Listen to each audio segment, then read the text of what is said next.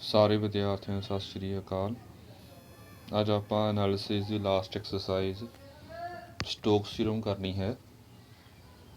Topic ਸ਼ੁਰੂ ਕਰਨ ਤੋਂ ਪਹਿਲਾਂ ਤੁਹਾਨੂੰ ਇਸ ਵੀਡੀਓ ਦੀ PDF ਵੀ ਨਾਲ ਭੇਜੀ ਜਾ ਰਹੀ ਹੈ। ਪਹਿਲਾਂ ਤੁਸੀਂ PDF ਤੋਂ ਦੇਖ ਕੇ ਕਾਪੀ 'ਤੇ ਨੋਟ ਕਰ ਲੈਣਾ ਹੈ। ਉਸ ਤੋਂ ਬਾਅਦ ਵੀਡੀਓ ਨਾਲ ਦੇਖ ਕੇ ਸਮਝੀ ਜਾਣਾ ਹੈ। ਪਹਿਲਾਂ ਆਪਾਂ ਸਟੋਕਸ ਥਿਊਰਮ ਦੀ ਸਟੇਟਮੈਂਟ ਪੜ੍ਹ ਲੈਂਦੇ ਹੈਗੇ। ਐਫ ਕੋਈ ਵੀ continuous differentiable vector point function ਹੈ। ਚਲੋ ਐਸ ਕੋਈ ਸਰਫੇਸ ਹੈਗਾ bounded by the curve C, then the line integral over the closed curve C is equal to surface integral over the curve S curl F dot n cap ds। ਇਹ statement ਹੁੰਦੀ ਹੈ ਇਹਦੀ। ਅੱਗੇ ਲਿਖਿਆ ਹੋਇਆ ਉਹਨਾਂ ਨੇ ਇਸ ਤੋਂ ਬਾਅਦ ਵੀ ਇਹ ਜਿਹੜਾ n cap ਹੈਗਾ ਆਪਣੇ ਕੋਲ ਇਹ unit normal vector at any point of S is drawn in the sense in which right hand screw would move when rotated in the sense of description of C। ਇਹਦਾ meaning ਕੀ ਬਣਿਆ ਉਹ ਆਪਾਂ ਦੇਖਦੇ ਹੈਗੇ ਬਾਅਦ ਵਿੱਚ। ਪਹਿਲਾਂ ਥੋੜ੍ਹਾ ਦੱਸਣਾ ਹੈਗਾ ਕਿ ਜਿਹੜੀ ਸਟੋਕਸ ਥਿਊਰਮ ਹੈਗੀ ਆ ਉਹਦਾ ਲਾਈਨ ਇੰਟੈਗਰਲ ਅਤੇ ਸਰਫੇਸ ਇੰਟੈਗਰਲ ਨਾਲ ਲਿੰਕ ਹੋਊਗਾ। ਇਹ ਲਾਈਨ ਇੰਟੈਗਰਲ 3D 'ਚ ਵੀ ਹੋ ਸਕਦਾ। ਜਿਵੇਂ ਜਿਹੜੀ ਆਪਾਂ ਨੇ ਗੌਸ ਡਾਇਵਰਜੈਂਸ ਥਿਊਰਮ ਕੀਤੀ ਸੀਗੀ ਉਹਦੇ ਵਿੱਚ ਆਪਣੇ ਕੋਲ ਸਰਫੇਸ ਇੰਟੈਗਰਲ ਦਾ ਵੋਲੀਅਮ ਇੰਟੈਗਰਲ ਦੇ ਨਾਲ ਲਿੰਕ ਸੀਗਾ, ਇਹ ਗੌਸ ਡਾਇਵਰਜੈਂਸ ਸੀਗੀ। ਜਿਹੜੀ ਗ੍ਰੀਨ ਥਿਊਰਮ ਸੀਗੀ ਉਹਦੇ ਵਿੱਚ ਲਾਈਨ ਇੰਟੈਗਰਲ ਦਾ ਡਬਲ ਇੰਟੈਗਰਲ ਦੇ ਨਾਲ ਲਿੰਕ ਸੀਗਾ। ਉਹਦੇ ਫਰਕ ਕੀ ਹੈਗਾ, ਜਿਹੜੀ ਗ੍ਰੀਨ ਥਿਊਰਮ ਸੀਗੀ ਉਹਦੇ ਵਿੱਚ 2D ਵਿੱਚ ਸੀ ਇਹ ਥਿਊਰਮ। ਉਵੇਂ ਜਿਹੜੀ ਸਟੋਕਸ ਥਿਊਰਮ ਹੈਗੀ ਆ ਇਹ 2D ਵਾਸਤੇ ਵੀ ਹੈਗੀ ਆ ਅਤੇ 3D ਵਾਸਤੇ ਵੀ, ਦੋਨਾਂ ਵਾਸਤੇ ਆ ਗਈ। ਆਪਾਂ ਵੈਸੇ ਅੱਗੇ ਪੜ੍ਹਾਂਗੇ ਜੇ ਸਟੋਕਸ ਥਿਊਰਮ ਆਪਾਂ 2D 'ਚ ਅਪਲਾਈ 2 ਡਾਇਮੈਂਸ਼ਨ 'ਚ ਅਪਲਾਈ ਕਰਾਂਗੇ ਤਾਂ ਉਹ ਗ੍ਰੀਨ ਥਿਊਰਮ ਹੀ ਬਣ ਜਾਏਗੀ। ਇਹ ਆਪਾਂ ਅੱਗੇ ਪੜ੍ਹਾਂਗੇ। ਸਟੋਕਸ ਥਿਊਰਮ ਜੇ 2 ਡਾਇਮੈਂਸ਼ਨ 'ਚ ਆਪਾਂ ਲਗਾਉਣੀ ਹੋਵੇ ਉਹ ਗ੍ਰੀਨ ਥਿਊਰਮ ਹੀ ਹੁੰਦੀ ਹੈ। ਆਪਾਂ ਇੱਦਾਂ ਕਹਿ ਸਕਦੇ ਗ੍ਰੀਨ ਥਿਊਰਮ ਜਿਹੜਾ ਹੈਗਾ ਉਹ ਸਪੈਸ਼ਲ ਕੇਸ ਆ ਸਟੋਕਸ ਥਿਊਰਮ ਦਾ 2 ਡਾਇਮੈਂਸ਼ਨ ਵਾਸਤੇ। ਚਲੋ ਇਹ ਅੱਗੇ ਦੇਖਾਂਗੇ ਆਪਾਂ ਕੀ ਕਹਿ ਰਹੇ ਹੈਗੇ। ਪਹਿਲਾਂ ਆਪਾਂ ਦੇਖ ਲਈਏ ਕਿ ਇਹ ਦਿੱਤਾ ਕੀ ਹੋਇਆ ਕਿ surface S is bounded by the curve this. ਜੇ ਆਪਾਂ ਮੰਨ ਲਓ ਸਫੀਅਰ ਲੈ ਲਈਏ, ਹੈਮੀ ਸਫੀਅਰ ਆ, ਸਫੀਅਰ ਦਾ ਅੱਧਾ ਹਿੱਸਾ, ਇਹ ਸਫੀਅਰ ਦਾ ਅੱਧਾ ਹਿੱਸਾ ਲੈ ਲਿਆ ਆਪਾਂ ਨੇ। ਜਿਹੜਾ ਆਹ ਉੱਪਰਲਾ ਸਰਫੇਸ ਹੋ ਗਿਆ, ਉੱਪਰਲਾ ਵਿਚਲਾ ਵੋਲੀਅਮ ਦੀ ਗੱਲ ਨਹੀਂ ਕਰ ਰਹੇ ਆਪਾਂ, ਜਿਹੜਾ ਉੱਪਰਲਾ ਸਰਫੇਸ ਹੈਗਾ ਇਹ ਆਪਣੇ ਕੋਲ ਸਰਫੇਸ ਹੋ ਗਿਆ। ਅਤੇ ਇਹਨੂੰ ਬਾਉਂਡ ਕਿਹਨੇ ਕੀਤਾ ਹੋਇਆ ਹੈਗਾ, ਇਹਨੂੰ ਬਾਉਂਡ ਕੀਤਾ ਹੋਇਆ ਹੈਗਾ, ਦੁਬਾਰਾ ਬਣਾ ਲਈਏ, ਇਹ ਸਰਫੇਸ ਦੀ ਬਾਉਂਡਰੀ ਆਹ ਨੀਚੇ ਕਰਵ, ਸਰਫੇਸ ਸਾਰਾ ਹੈਗਾ ਅਤੇ ਇਹਦੀ ਬਾਉਂਡਰੀ ਜਿਹੜੀ ਹੈਗੀ ਨੀਚੇ ਕਰਵ ਹੈਗੀ, ਇਹ ਕਰਵ ਨੇ ਸਰਫੇਸ ਬਾਉਂਡ ਕੀਤਾ ਹੋਇਆ। ਇਹ ਕਰਵ ਨੇ ਸਰਫੇਸ, ਇਹ ਕਰਵ C ਹੋ ਗਈ, ਉੱਪਰਲਾ ਸਰਫੇਸ S ਹੋ ਗਿਆ। ਇਹ ਤਾਂ ਇਹ ਗੱਲ ਹੋ ਗਈ surface bounded by the curve C ਹੋਊਗਾ। ਹੁਣ ਇਹ ਨੋਰਮਲ ਵੈਕਟਰ ਕਿਵੇਂ ਹੈ, ਇਹ ਪਹਿਲਾਂ ਵੀ ਕਰ ਚੁੱਕੇ ਹਾਂ ਆਪਾਂ, ਜਿਵੇਂ ਪਿੱਛੇ ਕੁਐਸਚਨ ਕੀਤਾ ਸੀਗਾ ਜੀ। ਜਿਵੇਂ ਆਪਾਂ ਸਫੀਅਰ ਹੀ ਲੈ ਲਈਏ, ਇੱਦਾਂ ਹੈਮੀਸਫੀਅਰ ਆ, ਅੱਧਾ ਸਫੀਅਰ ਲੈ ਲਿਆ ਆਪਾਂ ਨੇ। ਹੁਣ ਜਿਹੜਾ n ਕੈਪ ਆ ਸਰਫੇਸ ਦੇ ਨੋਰਮਲ ਹੋਊਗਾ, ਇੱਦਾਂ ਵੀ ਹੋ ਸਕਦਾ n ਕੈਪ, ਅਤੇ ਨੀਚੇ ਵੀ ਹੋ ਸਕਦਾ। ਸਰਫੇਸ ਨੋਰਮਲ ਕਿਵੇਂ ਡਰਾ ਕਰਨਾ ਪਹਿਲਾਂ ਕੀਤਾ, ਟੇਂਜੈਂਟ ਡਰਾ ਕਰਨੀ ਹੁੰਦੀ ਆ, ਉੱਥੋਂ ਆਪਾਂ ਨੇ 90 ਐਂਗਲ ਲੈਣਾ ਹੁੰਦਾ, ਇਹ ਨੋਰਮਲ ਟੂ ਸਰਫੇਸ ਹੁੰਦਾ। ਹੁਣ ਇਹ 'ਚ ਕਿਹਾ ਕੀ ਹੋਇਆ ਉਹਨਾਂ ਨੇ, ਜਿਵੇਂ ਆਹ ਆਪਣੇ ਕੋਲ ਹੈਮੀ ਸਫੀਅਰ ਆ,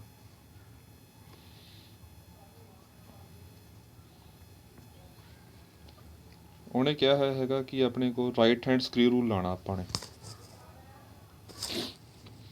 ਹੁਣ ਜੇ ਆਪਾਂ ਪੇਚਕਸ ਨੂੰ, ਸਕਰੂ ਹੋ ਗਿਆ, ਪੇਚ ਹੋ ਗਿਆ, ਜੇ ਪੇਚ ਨੂੰ ਆਪਾਂ ਇੱਦਾਂ ਘੁਮਾਵਾਂਗੇ, ਜਾਂ ਪੇਚਕਸ ਲਾ ਲਓ, ਆਹ ਪੇਚ ਆ, ਇਹ 'ਚ ਪੇਚਕਸ ਲਾ ਕੇ ਆਪਾਂ ਇੱਦਾਂ ਦਾ ਘੁਮਾ ਰਹੇ ਤਾਂ ਇਹ ਪੇਚ ਅੰਦਰ ਨੂੰ ਵੜੇਗਾ, ਚੈੱਕ ਕਰ ਸਕਦੇ ਹੋ। ਜਿਹਨੂੰ ਇੱਦਾਂ ਘੁਮਾਵਾਂਗੇ ਆਪਾਂ ਤਾਂ ਪੇਚ ਜਿਹੜਾ ਅੰਦਰਲੇ ਪਾਸੇ ਵੜੇਗਾ, ਜੇ ਅੰਦਰਲੇ ਪਾਸੇ ਵੜੇਗਾ ਤਾਂ ਜੋ ਡਾਇਰੈਕਸ਼ਨ ਹੋਏਗੀ ਇਹਦੀ ਸਕਰੂ ਅੰਦਰ ਜਾਏਗਾ, ਇੱਦਾਂ ਅੰਦਰ ਨੂੰ ਜਾਏਗਾ ਸਕਰੂ। ਤਾਂ ਨੋਰਮਲ ਵੀ ਇੱਦਾਂ ਹੋਊਗਾ, ਆਊਟਵਰਡ ਨੂੰ ਨੋਰਮਲ ਇੱਦਾਂ ਬਣੇਗਾ। ਜਾਂ ਇਹਦਾ ਮੋਟੀ ਗੱਲ ਆਪਾਂ ਇੱਦਾਂ ਕਹਿ ਸਕਦੇ ਹੈਗੇ ਹਾਂ ਕਿ ਜਿਹੜਾ ਆਪਣੇ ਕੋਲ ਸਰਫੇਸ ਹੋਊਗਾ ਉਹਦੇ ਆਊਟਵਰਡ ਨੋਰਮਲ ਹੋਊਗਾ, ਬਾਹਰਲੇ ਪਾਸੇ ਨੋਰਮਲ ਹੋਊਗਾ। ਜਿਵੇਂ ਪਹਿਲਾਂ ਕਰਦੇ ਆ ਰਹੇ ਹੈਗੇ ਆਪਾਂ ਗੌਸ ਡਾਇਵਰਜੈਂਸ ਵਿੱਚ ਕਿਤੇ ਸਰਫੇਸ ਇੰਟੈਗਰਲ ਦੇ ਵਿੱਚ ਆਪਾਂ ਨੇ ਉੱਥੇ ਸ਼ਾਇਦ ਧਿਆਨ ਦੇ ਵਿੱਚ ਹੋਵੇ ਆਪਣੇ ਕੋਲ, ਉੱਥੇ ਸੀਗਾ F.N.ds, ਉੱਥੇ ਵੀ N ਕੈਪ ਦੀ ਗੱਲ ਕੀਤੀ ਸੀ। ਬਿਲਕੁਲ ਸੇਮ ਜਿਵੇਂ ਉੱਥੇ ਸੀ N ਕੈਪ, ਉਹੀ ਇੱਥੇ N ਕੈਪ ਆ, ਆਊਟਵਰਡ ਨੋਰਮਲ। ਕੁਐਸਚਨ ਵੀ ਉੱਦਾਂ ਹੀ ਹੋਣਗੇ ਸੇਮ। ਹੁਣ ਇਹ ਕੁਐਸਚਨ, ਇਹ ਟੌਪਿਕ ਦੀ ਥਿਊਰਮ ਕਰਨ ਤੋਂ ਪਹਿਲਾਂ ਇਹਦੇ ਕੁਐਸਚਨ ਥੋੜ੍ਹੇ ਦੇਖ ਲੈਂਦੇ, ਫਿਰ ਆਪਾਂ ਨੂੰ ਲੱਗ ਜਾਊ ਪਤਾ ਕਿ ਲਾਈਨ ਇੰਟੈਗਰਲ ਕਿਵੇਂ ਕੱਢਿਆ ਸੀ ਆਪਾਂ, ਸਰਫੇਸ ਇੰਟੈਗਰਲ ਕਿਵੇਂ ਕੱਢਿਆ ਸੀਗਾ। ਫਿਰ ਉਹੀ ਗੱਲ ਆ, ਜੇ ਲਾਈਨ ਇੰਟੈਗਰਲ ਅਤੇ ਸਰਫੇਸ ਇੰਟੈਗਰਲ ਆਪਾਂ ਨੂੰ ਕੱਢਣੇ ਆਉਂਦੇ ਹੈਗੇ ਨੇ ਤਾਂ ਇਹ ਥਿਊਰਮ ਸੌਖੀਆਂ ਨੇ, ਇਹ ਥਿਊਰਮ ਵੀ ਸੌਖੀ ਹੈ।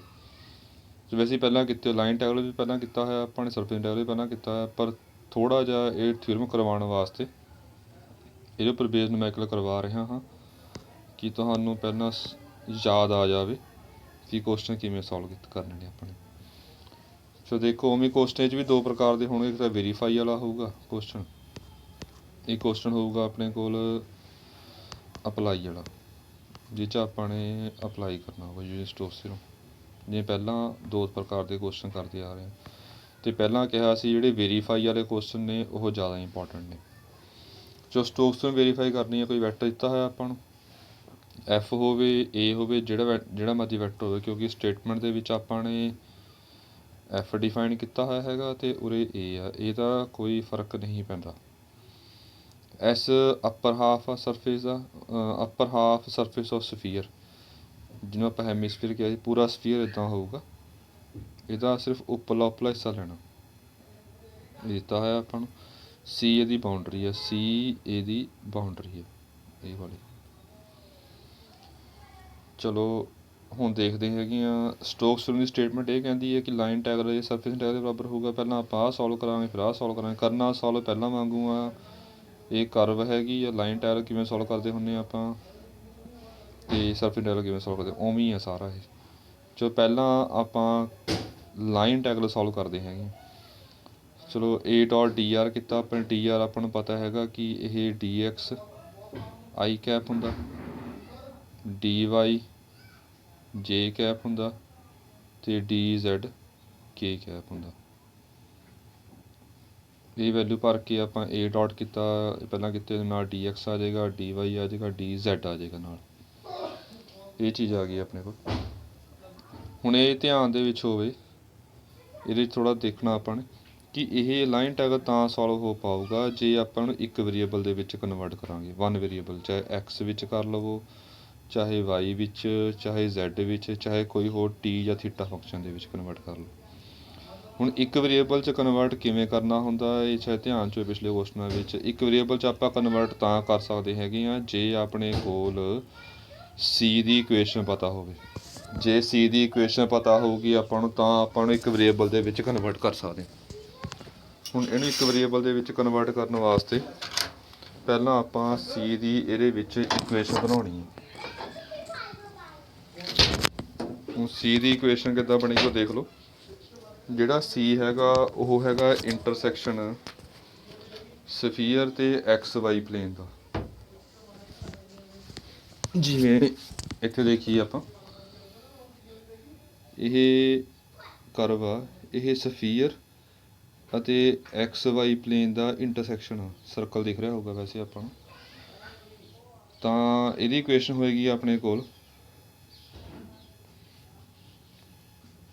ਇੱਕ ਸਫੀਅਰ, ਇੱਕ XY ਪਲੇਨ। XY ਪਲੇਨ ਦੀ ਇਕੁਏਸ਼ਨ Z=0 ਹੁੰਦੀ ਹੈ। ਇਹਨਾਂ ਦੋਨਾਂ ਦਾ ਇੰਟਰਸੈਕਸ਼ਨ ਆਪਣੇ ਕੋਲ ਜਿਹੜਾ ਇਹ C ਹੈਗਾ। ਤਾਂ C ਕਰਵ ਕੀ ਬਣ ਗਈ ਆਪਣੇ ਕੋਲ, ਸਫੀਅਰ ਅਤੇ Z=0। ਇਹਦਾ ਇੰਟਰਸੈਕਸ਼ਨ Z0 ਭਰ ਸਕਦੇ ਹਾਂ ਆਪਾਂ, ਇੱਦਾਂ ਵੀ ਕਹਿ ਸਕਦੇ ਸਿਲੰਡਰ ਅਤੇ Z=0, ਗੱਲ ਇੱਕੋ ਹੀ, ਜਿਸ ਤਰ੍ਹਾਂ ਮਰਜ਼ੀ ਕਰ ਸਕਦੇ। ਇਹ ਕੁਐਸਚਨ ਜੇ ਧਿਆਨ ਦੇ ਵਿੱਚ ਹੋਵੇ, ਇਹ 5D 'ਚ ਆਏ ਸੀ ਕੁਐਸਚਨ, ਇਹਦੇ ਨਾਲ ਦੇ ਇਹ ਕਰੇ ਸੀਗੇ। ਅਤੇ ਇਹਦੇ ਵਿੱਚ ਹੁਣ ਇਹ ਲੱਗ ਗਿਆ ਪਤਾ ਆਪਾਂ ਨੂੰ z ਇਕੁਅਲ 0, z ਇਕੁਅਲ 0 ਪਹਿਲੀ ਗੱਲ। ਇੱਥੋਂ dz ਕਿੰਨਾ ਆ ਜਾਏਗਾ 0 ਆ ਜਾਏਗਾ। ਪਹਿਲਾਂ ਆਪਾਂ ਨੇ ਇਹਨੂੰ z ਇਕੁਅਲ 0 ਭਰ ਕੇ ਇਹਦੇ ਵਿੱਚ z ਇਕੁਅਲ 0 ਕੀਤਾ, ਟਰਮ ਸਾਰੇ 0 ਹੋ ਗਈ। ਜੋ z ਇਕੁਅਲ 0 ਭਰਿਆ ਤਾਂ 2 ਡਾਇਮੈਂਸ਼ਨ 'ਚ ਬਣ ਗਈ।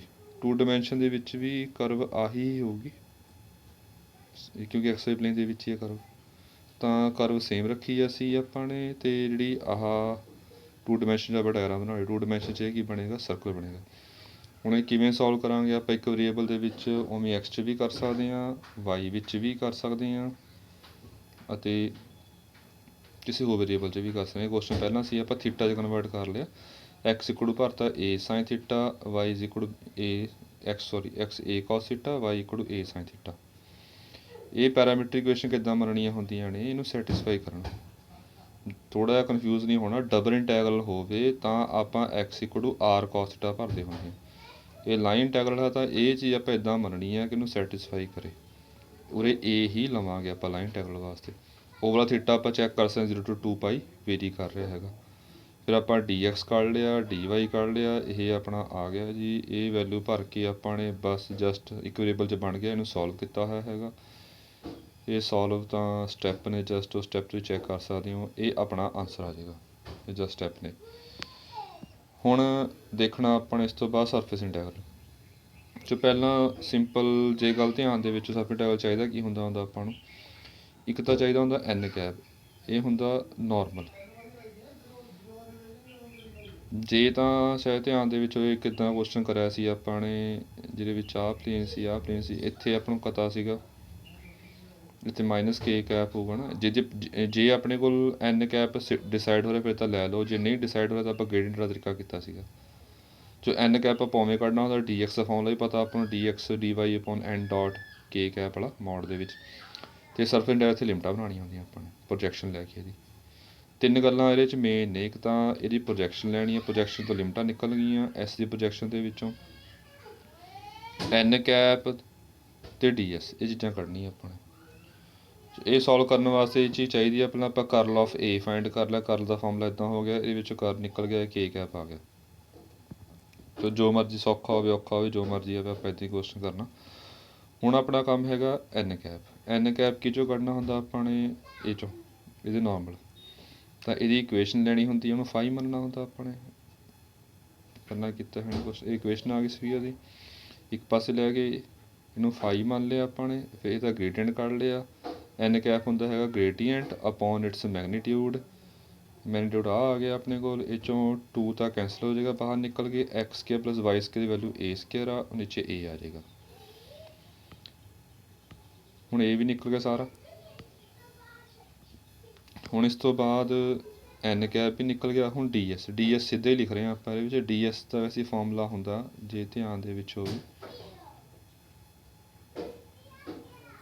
ਡੀ ਐਸ ਦਾ ਫਾਰਮੂਲਾ ਹੁੰਦਾ ਡੀ ਐਕਸ ਡੀ ਵਾਈ। ਹੁਣ ਡੀ ਐਕਸ ਡੀ ਵਾਈ ਕਿਵੇਂ ਲੈਣਾ ਹੁੰਦਾ, ਇੱਕ ਡੀ ਵਾਈ ਡੀ ਜ਼ੈਡ ਹੁੰਦਾ, ਇੱਕ ਡੀ ਜ਼ੈਡ ਡੀ ਐਕਸ ਹੁੰਦਾ। ਕੀ ਆਪਾਂ ਪ੍ਰੋਜੈਕਸ਼ਨ ਕਿਹਦੇ ਵਿੱਚ ਲੈ ਰਹੇ ਹਾਂ, ਇਹ ਪ੍ਰੋਜੈਕਸ਼ਨ ਲੱਗ ਰਿਹਾ ਹੋਊਗਾ ਆਪਾਂ ਇਹਦੀ ਪ੍ਰੋਜੈਕਸ਼ਨ ਐਸ ਦੀ ਐਕਸ ਵਾਈ ਪਲੇਨ 'ਚ ਲੈ ਰਹੇ ਹਾਂ, ਇਹ ਸਾਰੇ ਦੀ ਪ੍ਰੋਜੈਕਸ਼ਨ।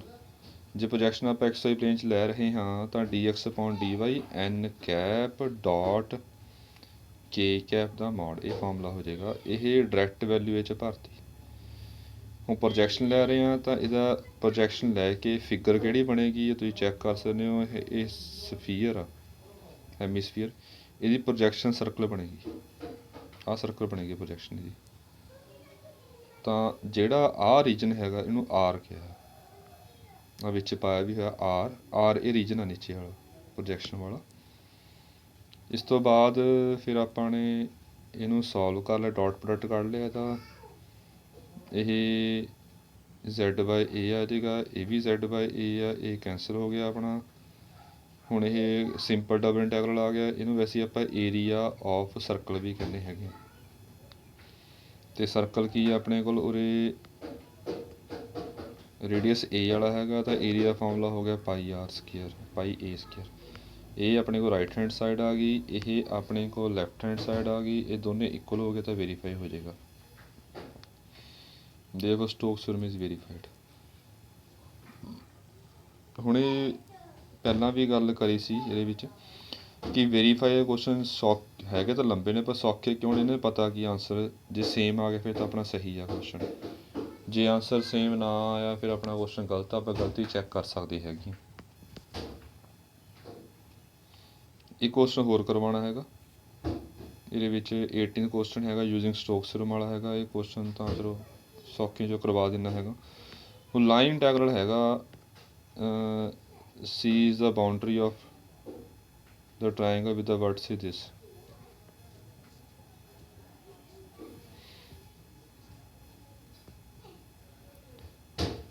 ਹੁਣ ਇਹ 'ਚ ਥੋੜ੍ਹਾ ਜਿਹਾ ਆਪਾਂ ਦੇਖਣਾ ਹੈਗਾ C ਕਿਹਦੀ ਬਾਉਂਡਰੀ ਆ, ਉਹ ਦੇਖ ਲਓ। ਆ ਤਿੰਨੇ ਪੁਆਇੰਟ ਆਪਾਂ ਡਰਾ ਕਰਤੇ, ਇਹ ਇੱਥੇ ਆਊਗਾ 2 0 0 0 3 0 ਇੱਥੇ ਆਏਗਾ, 0 0 6 ਇੱਥੇ ਆਏਗਾ। ਆਹ ਬਾਉਂਡਰੀ ਦੀ ਗੱਲ ਕਰ ਰਿਹਾ, ਜਿਹੜਾ ਆਹ ਟਰਾਇੰਗਲ ਟੇਢਾ ਹੈ ਪਰ ਇਹਦੀ ਬਾਉਂਡਰੀ ਇੱਦਾਂ ਸੀ।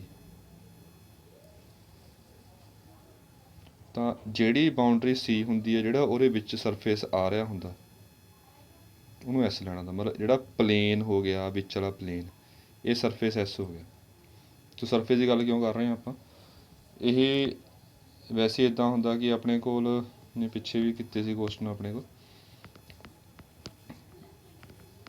ਪਹਿਲਾਂ ਆਪਾਂ ਬਾਈ stocks theorem line integral surface integral 'ਚ ਕਨਵਰਟ ਕਰ ਲਵਾਂਗੇ, ਫਿਰ ਸਰਫੇਸ ਇੰਟੈਗਰਲ ਸੋਲਵ ਕਰ ਲਵਾਂਗੇ। ਵੈਸੇ ਇਹ ਸੌਖਾ ਹੁੰਦਾ ਇਸ ਦੇ ਕੰਪੈਰੇਟਿਵ, ਇਹ 'ਚ ਸੌਖੀ ਹੁੰਦੀ ਹੈ ਇਹਦੇ ਕੰਪੈਰੇਟਿਵ।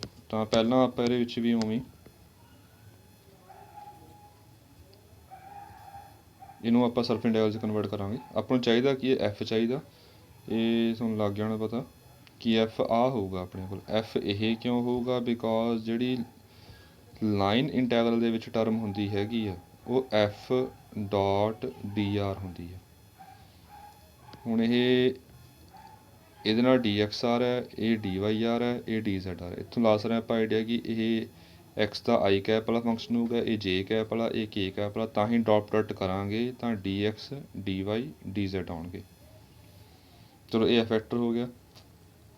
ਉਸ ਤੋਂ ਬਾਅਦ ਸਟੋਕਸ ਥਿਊਰਮ ਜਿਹੜੀ ਹੈਗੀ ਆ ਆਪਣੇ ਕੋਲ, ਉਹ ਲਾਈਨ ਇੰਟੈਗਰਲ ਦੇ ਸਰਫੇਸ ਇੰਟੈਗਰਲ ਆ ਬਰਾਬਰ ਹੋ ਗਏ। ਹੁਣ ਇਹ ਚੀਜ਼ ਸੋਲਵ ਕਰਨੀ ਹੈ ਆਪਾਂ ਨੇ।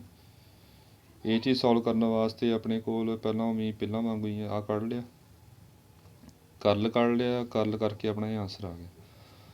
ਹੁਣ ਵੱਡੀ ਪ੍ਰੋਬਲਮ ਇਹਦੇ ਵਿੱਚ ਕੀ ਹੈਗੀ ਆ ਕਿ ਆਪਾਂ ਹੁਣ n ਕੈਪ ਕੱਢਣਾ ਹੈਗਾ, ds ਕੱਢਣਾ, ਅਤੇ ਇਹਦੀ ਪ੍ਰੋਜੈਕਸ਼ਨ ਲੈਣੀ ਹੁੰਦੀ ਆ ਲਿਮਟਾਂ ਕੱਢਣ ਵਾਸਤੇ। ਹੁਣ n ਕੈਪ ਤਾਂ ਨਿਕਲੇਗਾ ਜੇ ਆਪਣੇ ਕੋਲ ਇਹ ਸਰਫੇਸ ਦੀ ਇਕੁਏਸ਼ਨ ਪਤਾ ਹੋਵੇ, ਤਾਂ ਹੀ ਇਹਦੇ ਉੱਪਰ ਨੋਰਮਲ ਲਵਾਂਗੇ ਆਪਾਂ n ਕੈਪ। ਮਤਲਬ ਇਹ ਸਰਫੇਸ ਦੀ ਇਕੁਏਸ਼ਨ ਕੱਢਣੀ ਪੈਣੀ। ਸਰਫੇਸ ਹੈ ਕੀ ਆ ਆਪਣੇ ਕੋਲ, ਇਹ ਪਲੇਨ ਆ, ਤਾਂ ਇਹ ਸਰਫੇਸ ਪਲੇਨ ਦੀ ਇਕੁਏਸ਼ਨ ਕੱਢਣੀ ਪੈਣੀ ਹੈ।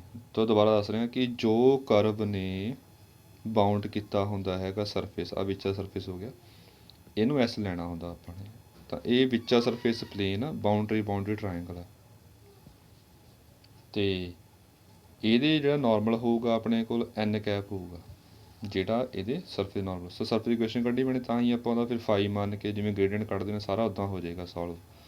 ਤਾਂ ਪਹਿਲਾਂ ਆਪਾਂ ਨੂੰ ਇਹਦੀ ਨੋਰਮਲ ਸਰਫੇਸ ਇਕੁਏਸ਼ਨ ਕੱਢਣੀ ਪੈਣੀ ਹੈ। ਤਾਂ ਪਲੇਨ ਦੀ ਇਕੁਏਸ਼ਨ ਯਾਦ ਹੋਵੇ ਇੰਟਰਸੈਪਟ ਫਾਰਮ ਦੇ ਵਿੱਚ।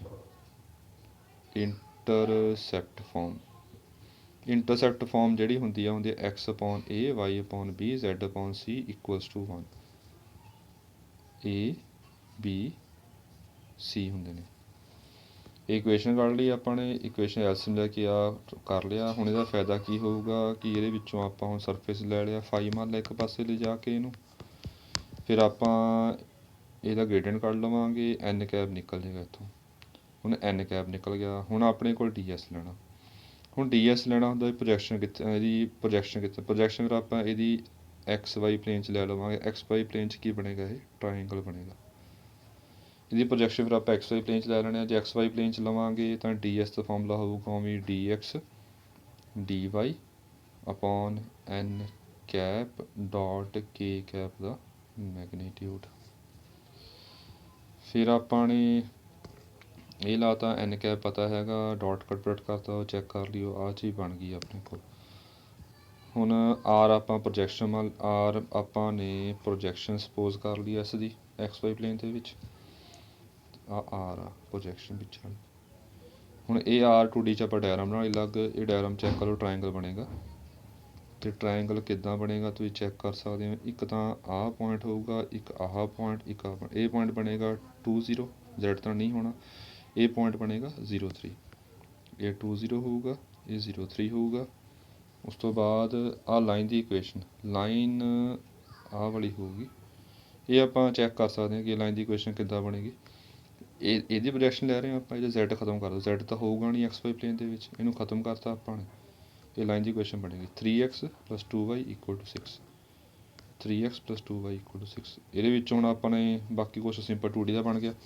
ਇਹ 'ਚ ਪਹਿਲਾਂ ਵਰਟੀਕਲ ਵੇਰੀਏਸ਼ਨ ਲੈਣੀ ਆ ਆਪਾਂ ਨੇ, ਵਰਟੀਕਲ ਵੇਰੀਏਸ਼ਨ Z = 0 ਤੋਂ ਲੈ ਕੇ y = 0 ਸੌਰੀ, ਤਾਂ y = 6 - 3x/2 ਤੱਕ ਵੇਰੀ ਕਰ ਰਿਹਾ। ਓਵਰਆਲ x 0 ਤੋਂ ਲੈ ਕੇ 2 ਤੱਕ ਵੇਰੀ ਕਰ ਰਿਹਾ। ਇਹ ਲਿਮਟਾਂ ਆ ਗਈਆਂ ਆਪਣੇ ਕੋਲ।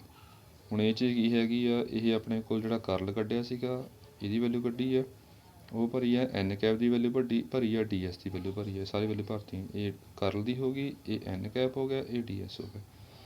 ਇਹਨੂੰ ਸੋਲਵ ਕੀਤਾ, ਆਹ 'ਚ ਹੀ ਬਣ ਗਈ। ਇਹਦੀ ਸਿੰਪਲ ਇੰਟੀਗ੍ਰੇਸ਼ਨ ਕਰਤੀ, ਇੰਟੀਗ੍ਰੇਸ਼ਨ ਕਰਕੇ ਜੋ ਆ ਗਿਆ ਉਹ ਆਪਣਾ ਆਨਸਰ।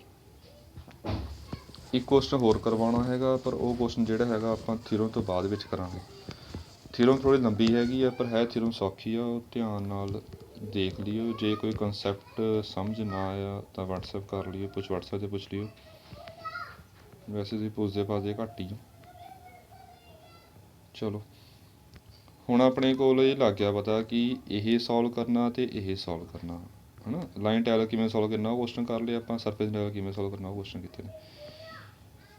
ਜਿਵੇਂ ਆਪਾਂ ਗੌਸ ਡਾਇਵਰਜੈਂਸ ਨੂੰ ਕੀਤੀ ਸੀਗੀ, 3 ਪਾਰਟ ਸੀਗੇ, 3 ਦੇ ਵਿੱਚੋਂ ਇੱਕ ਪਾਰਟ ਇਕੁਅਲ ਕਰਤਾ ਸੀ, ਚਾਹੇ ਯਾਦ ਹੋਵੇ। ਫਿਰ 2 ਪਾਰਟ ਸਿਮਿਲਰਲੀ ਕਰਦੇ ਸੀ ਆਪਾਂ ਗੌਸ ਡਾਇਵਰਜੈਂਸ ਨੂੰ ਦੇ ਵਿੱਚ। ਉਹ ਮੇਰੇ ਵਿੱਚ ਪਹਿਲਾਂ ਆਪਾਂ ਚਲੋ ਇਹ ਸਰਫੇਸ ਲਿਆ, ਆਹ ਸਰਫੇਸ ਮੰਨ ਲਿਆ ਸੌਖਾ ਜਿਹਾ ਆਪਣੇ ਕੋਲੋਂ, ਆਹ ਸਰਫੇਸ ਆ ਵਿੱਚ ਵਾਲਾ। ਇਹਦੀ ਬਾਊਂਡਰੀ ਕੀ ਹੈਗੀ ਆ, C, bounded by the curve C। ਅਤੇ ਇਸ ਤੋਂ ਬਾਅਦ ਕੰਸੀਡਰ ਕੀਤਾ ਆਪਾਂ surface. Let S be express ਹੈ Z = fx/y। ਇੱਦਾਂ ਐਕਸਪ੍ਰੈਸ ਕਰ ਲਿਆ, Z ਦੀ ਵੈਲਿਊ ਕੱਢ ਲਈ ਆਪਾਂ ਨੇ। ਹੁਣ ਇੱਦਾਂ ਐਕਸਪ੍ਰੈਸ ਕਿਉਂ ਕੀਤਾ ਹੈਗਾ ਉਹ ਆਪਾਂ ਫਿਲਹਾਲ ਇੱਥੇ ਛੱਡ ਦਿੰਦੇ ਹਾਂ, ਇਹ ਬਾਅਦ 'ਚ ਦੇਖਾਂਗੇ ਆਪਾਂ। ਸੋ ਇਹਦੀ ਪ੍ਰੋਜੈਕਸ਼ਨ ਜਿਹੜੀ ਹੈਗੀ ਆਪਾਂ ਨੇ ਆਰ ਲਈ ਐਕਸ ਵਾਈ ਪਲੇਨ ਦੇ ਵਿੱਚ, ਅਤੇ ਇਹਦੀ ਬਾਊਂਡਰੀ ਪ੍ਰੋਜੈਕਸ਼ਨ ਦੀ ਬਾਊਂਡਰੀ ਉਹ C1 ਲੈ ਲਈ ਆਪਾਂ ਨੇ। ਇਹ ਪ੍ਰੋਜੈਕਸ਼ਨ ਦੀ ਲੋੜ ਆ ਆਪਾਂ ਨੂੰ, ਤਾਂ ਆਪਾਂ ਇੱਦਾਂ ਕਰ ਰਹੇ ਹਾਂ ਬਿਕੋਜ਼ ਆਪਾਂ ਨੇ ਇਹ ਸੋਲਵ ਕਰਨਾ, ਇਹਦੀ ਪ੍ਰੋਜੈਕਸ਼ਨ ਚਾਹੀਦੀ ਹੁੰਦੀ ਆਪਾਂ ਨੂੰ। ਇੱਕ ਐਨ ਕੈਪ ਵੀ ਚਾਹੀਦਾ ਹੁੰਦਾ। ਚਲੋ ਵੈਸੇ ਹੀ ਡਰਾ ਕਰਤਾ ਐਨ ਕੈਪ, ਇਹ ਸਰਫੇਸ ਦੇ ਨੋਰਮਲ ਆ ਜਿਹੜਾ Z ਐਕਸਿਸ ਨਾਲ ਗਾਮਾ ਐਂਗਲ ਬਣਾ ਰਿਹਾ। ਇਹ ਸਾਰਾ ਕੁਛ ਮੰਨਿਆ ਹੋਇਆ ਆਪਾਂ ਨੇ, ਬਾਕੀ ਲੱਗ ਜਾਏਗਾ ਪਤਾ। ਸੋ ਪਹਿਲਾਂ ਕੁਐਸਚਨ ਥੋੜ੍ਹਾ ਮੋਡੀਫਾਈ ਕਰਦੇ ਹਾਂ। ਕੁਐਸਚਨ ਆਪਾਂ ਸੋਲਵ ਕੀ ਕਰਨਾ, ਆਪਾਂ F ਨੂੰ ਸਪੋਜ਼ ਕਰ ਲਿਆ F1 cap, F2 J cap, F3 K cap, DR ਤਾਂ ਆਪਾਂ ਨੂੰ ਪਤਾ ਹੁੰਦਾ ਹੈਗਾ। ਅਤੇ ਇਹ ਵੈਲਿਊ ਭਰਤੀ 1 ਦੇ ਵਿੱਚ, ਜੇ 1 ਦੇ ਵਿੱਚ ਇਹ ਵੈਲਿਊ ਆਪਾਂ ਭਰਾਂਗੇ, ਇਹਦੇ 'ਚ ਵੈਲਿਊ ਭਰਤੀ F.DR, F.DR ਤਾਂ ਲੱਗ ਜਾਣਾ ਉਹਦਾ F1, ਇਹ ਡਾਟ ਕਰਨਾ। ਅੱਗੇ ਕਰਲ ਆਫ F ਦੀ ਵੈਲਿਊ ਭਰਤੀ, N ਕੈਪ DS ਤਾਂ ਉੱਦਾਂ ਹੀ ਆ ਗਏ। ਇਹ ਸਿਰਫ ਕਰਲ ਦੀ ਵੈਲਿਊ ਭਰੀ ਆ, ਇਹ ਐਜ਼ ਇਟ ਇਜ਼ ਨੇ। ਇਹਨੂੰ ਫਿਰ ਆਪਾਂ ਨੇ ਹਜੇ ਕਰਲ ਸੋਲਵ ਨਹੀਂ ਕੀਤਾ। ਪਹਿਲਾਂ ਆਹ ਟਰਮ ਕੱਲੀ ਐਨ ਕੈਪ ਨਾਲ ਡਾਟ ਕਰ ਲਿਆ, ਫਿਰ ਆਹ ਟਰਮ ਐਨ ਕੈਪ ਨਾਲ ਕਰ ਲਿਆ, ਫਿਰ ਆਹ ਟਰਮ ਐਨ ਕੈਪ ਨਾਲ ਕਰ ਲਿਆ। ਇਹ 3 ਹਿੱਸੇ ਕਰ ਲਏ, ਇੱਕ ਆਹ ਟਰਮ, ਇੱਕ ਆਹ ਟਰਮ, ਇੱਕ ਆਹ ਟਰਮ। ਤਾਂ ਆਪਾਂ ਕੀ ਕਰਾਂਗੇ, ਜਿਹੜਾ ਪਹਿਲੇ ਵਾਲਾ ਹਿੱਸਾ ਹੈਗਾ ਪਹਿਲੇ ਦੇ ਇਕੁਅਲ ਕਰਾਂਗੇ ਸ਼ੋ, ਨਾਲ DS ਆ ਜਾਏਗਾ।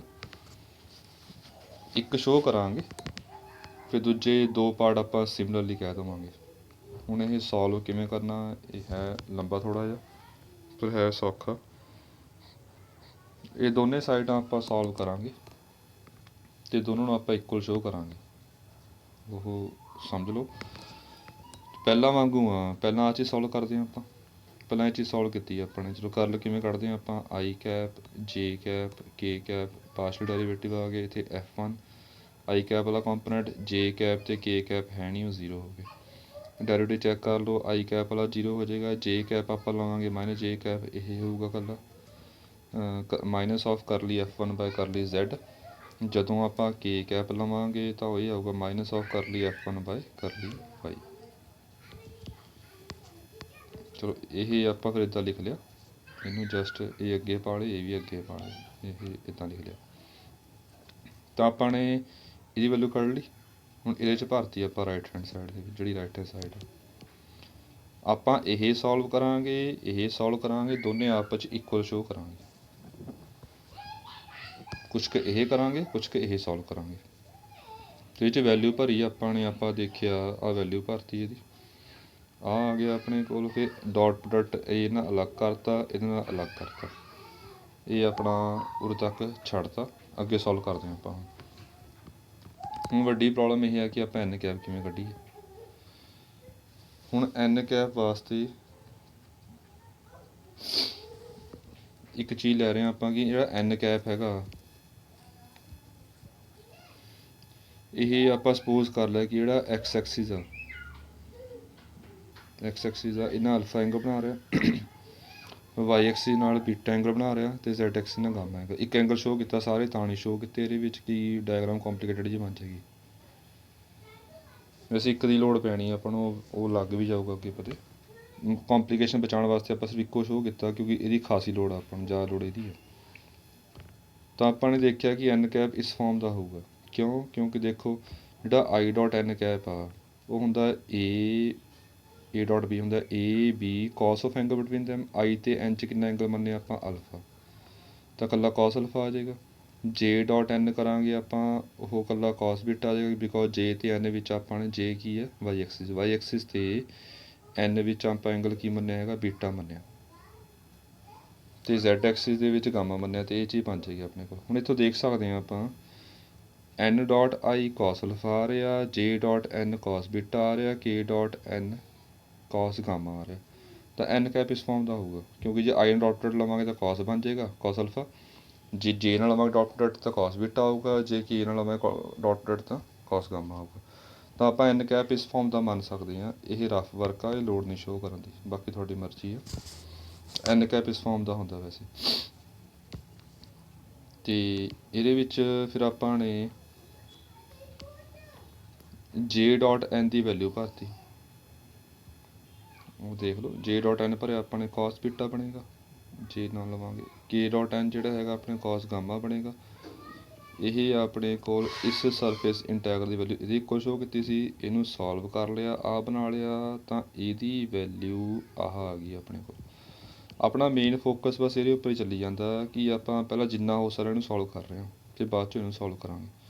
ਚਲੋ ਇਹ ਉਰੇ ਤੱਕ ਸੋਲਵ ਹੋ ਗਿਆ, ਛੱਡਤਾ ਆਪਾਂ ਨੇ ਇਹ ਵਾਲਾ ਪਾਰਟ। ਹੁਣ ਅਗਲਾ ਪਾਰਟ ਲੈ ਰਹੇ ਹਾਂ ਆਪਾਂ, ਆਹ ਵਾਲਾ, ਇਹ ਸੋਲਵ ਕਰ ਰਹੇ ਹਾਂ। ਹੁਣ ਇੱਥੇ ਇਹਨੂੰ ਸੋਲਵ ਕਰਨ ਵਾਸਤੇ ਆਪਾਂ ਹੁਣ ਕਹਿ ਰਹੇ ਸੀਗੇ ਕਿ ਜ਼ੈਡ ਆਪਾਂ ਇੱਦਾਂ ਕਿਉਂ ਮੰਨਿਆ, ਫੰਕਸ਼ਨ ਆਫ ਐਕਸ ਵਾਈ। ਇਹ ਆਪਾਂ ਤਾਂ ਇੱਦਾਂ ਮੰਨਿਆ ਹੈਗਾ। ਹੁਣ ਲਾਈਨ ਟੈਗਲ ਕਿਵੇਂ ਸੋਲਵ ਹੁੰਦਾ। ਲਾਈਨ ਟੈਗਲ ਦੇ ਵਿੱਚ ਆਪਣੇ ਕੋਲ ਕਰਵ ਦੀ ਇਕੁਏਸ਼ਨ ਚਾਹੀਦੀ ਹੁੰਦੀ ਹੈ। ਜੇ ਕਰਵ ਦੀ ਇਕੁਏਸ਼ਨ ਕਿੱਥੋਂ ਨਿਕਲੇਗੀ ਆਪਣੇ ਕੋਲ, ਇਹਦੇ ਵਿੱਚੋਂ ਹੀ ਨਿਕਲੇਗੀ, ਜਿਹੜੀ ਇਹਦੀ ਇਕੁਏਸ਼ਨ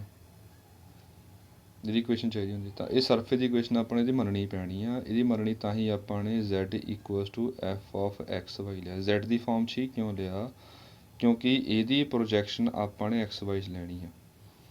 ਜੇ XY 'ਚ ਪ੍ਰੋਜੈਕਸ਼ਨ ਲਵਾਂਗੇ ਆਪਾਂ, ਇਸ ਕਰਕੇ ਫਿਰ ਆਪਣੇ ਕੋਲ Z ਖਤਮ ਕਰਨ ਵਾਸਤੇ Z ਦੀ ਵੈਲਿਊ ਮੰਨੀ ਆਪਾਂ FXY। ਜੇ ਯਾਦ ਹੋਵੇ ਗੌਸ ਡਾਇਵਰਜੈਂਸ ਵਿੱਚ ਵੀ ਆਪਾਂ ਕੁਛ ਇੱਦਾਂ ਕੀਤਾ ਸੀ। ਉਸ ਦੇ ਵਿੱਚ ਪ੍ਰੋਜੈਕਸ਼ਨ ਆਪਾਂ ਨੇ YZ ਪਲੇਨ ਦੇ ਵਿੱਚ ਲਈ ਸੀ।